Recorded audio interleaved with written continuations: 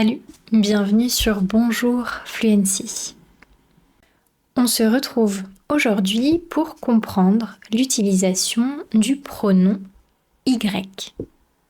Nous avons parlé il y a quelques semaines du pronom en et suite à cette vidéo, beaucoup d'entre vous m'ont demandé de faire une vidéo sur le pronom Y. Si tu as rejoint la chaîne récemment, bienvenue, je m'appelle Marie. Je donne des cours de français et en plus de cela, j'ai créé cette chaîne YouTube pour t'accompagner dans ton apprentissage de la langue en t'expliquant des règles de grammaire, des règles de conjugaison de la manière la plus simple et la plus claire possible.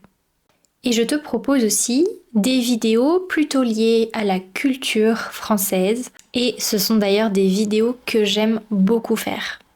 Donc si tu aimes mon contenu, tu peux me soutenir en likant les vidéos que tu regardes, en t'abonnant à la chaîne et bien sûr aussi en me laissant un petit commentaire sous les vidéos. Pour cette leçon sur le pronom Y, je te propose de recevoir un e-book gratuit pour approfondir ton apprentissage. Tu trouveras dans ce e-book tout le contenu de la vidéo, mais aussi, en plus, des exercices pour t'entraîner, pour pratiquer. Pour le recevoir, c'est très simple, tu as toutes les informations en barre de description. Tu peux activer les sous-titres si tu en as besoin, et c'est parti! Alors, le pronom Y, on peut le rencontrer dans des phrases comme ceci. J'y vais. La musique? Ah oui, je m'y intéresse beaucoup. L'Australie? Oh, j'adorerais y aller. Lise s'y est rendue l'année dernière. Le pronom Y, il est utilisé dans deux cas. Le premier pour remplacer un nom de lieu et le deuxième pour remplacer un nom qui est introduit par la préposition à. On va voir ces deux catégories en détail et on commence avec la première qui est quand le Y remplace un nom de lieu. Alors, lisons cette discussion ensemble. Tu es parti où en vacances cet été? Je suis partie en Espagne. Tu es allé en Espagne quand? Je suis allée en Espagne au mois de juillet. Et toi, tu es déjà allé en Espagne? Non, je ne suis jamais allée en Espagne. Par contre, je suis partie au Canada en août. C'était super. Tu es déjà allé au Canada? Oh non, je ne suis jamais allée au Canada.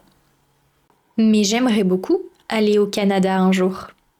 Ici, la première chose qu'on remarque, c'est que il y a beaucoup de répétitions. On répète souvent en Espagne, on répète souvent au Canada. Donc, aucun pronom n'est utilisé pour remplacer en Espagne ou au Canada. De cette façon, la discussion, elle paraît un peu lourde, elle paraît pas très naturelle. Et bien justement, le pronom Y, il sert à remplacer en Espagne ou au Canada pour éviter les répétitions. Donc, on peut transformer ce texte-là et dire « Tu es parti où en vacances cet été? Je suis partie en Espagne. Tu y es allé quand? J'y suis allée au mois de juillet. Et toi, tu y es déjà allé? Non, je n'y suis jamais allée. Mais je suis partie au Canada en août. Tu y es déjà allé? Oh non, je n'y suis jamais allée. Mais j'aimerais beaucoup y aller un jour. En Espagne devient Y et au Canada devient Y. Et toi, est-ce que tu es déjà allé au Canada? Dis-le-moi dans les commentaires en utilisant bien sûr le pronom Y. Alors, on a dit qu'on remplace en Espagne, qu'on remplace au Canada par le Y, mais où est-ce qu'on met le Y dans la phrase?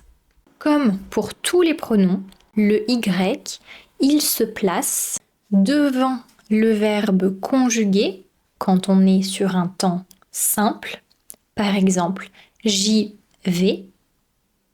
Devant l'auxiliaire, quand on est sur un temps composé, par exemple, j'y suis allé. Et enfin, quand tu as deux verbes, ils se placent devant l'infinitif. Attention, pas devant le premier verbe conjugué, mais bien devant l'infinitif. Donc, par exemple, je vais y aller en juin. Ou comme dans la dernière phrase du texte, j'aimerais y aller un jour. Ça, c'est donc la première utilisation du pronom Y et c'est d'ailleurs l'utilisation la plus fréquente. Mais il y en a une autre, c'est quand le pronom Y, il remplace un nom qui est introduit par la préposition à. Donc, quand tu rencontres un verbe qui se construit avec la préposition à, comme par exemple penser à, s'intéresser à, participer à, jouer à, croire à, réfléchir à. On va remplacer le nom qui est introduit par ce verbe, c'est-à-dire le nom qui suit ce verbe, par Y. Je te donne des exemples. Tu crois aux sorcières? Ici, on a bien le verbe croire à, parce que le O, A-U-X, il remplace à, la préposition à, plus l'article défini les. Donc, tu crois aux sorcières. Je vais pouvoir remplacer aux sorcières par Y. Donc, ça va nous donner j'y crois. Tu crois aux sorcières, j'y crois. Un autre exemple. Il participe à la course de dimanche. Ici, on a le verbe participer à et donc à la course de dimanche, je vais pouvoir le remplacer par le pronom Y et ça va me donner il y participe. Un dernier exemple, je m'intéresse à la politique. S'intéresser à, attention, s'intéresser à, c'est un verbe pronominal, donc on n'oublie pas le S apostrophe devant. Et donc, à la politique, je vais pouvoir le remplacer par Y et ça va donner je m'y intéresse. Voilà pour l'utilisation du pronom Y. Si tu le souhaites, tu peux recevoir le e-book gratuit avec le contenu de la vidéo, la transcription, les explications, les exemples, plus des exercices pour t'entraîner et pour pratiquer. Pour retenir quelque chose, il n'y a pas meilleur moyen que de mettre en pratique, alors n'hésite pas à profiter de cette occasion. J'espère que cette vidéo t'a plu. Merci d'être de plus en plus nombreux à suivre cette chaîne. On se retrouve la semaine prochaine. Salut!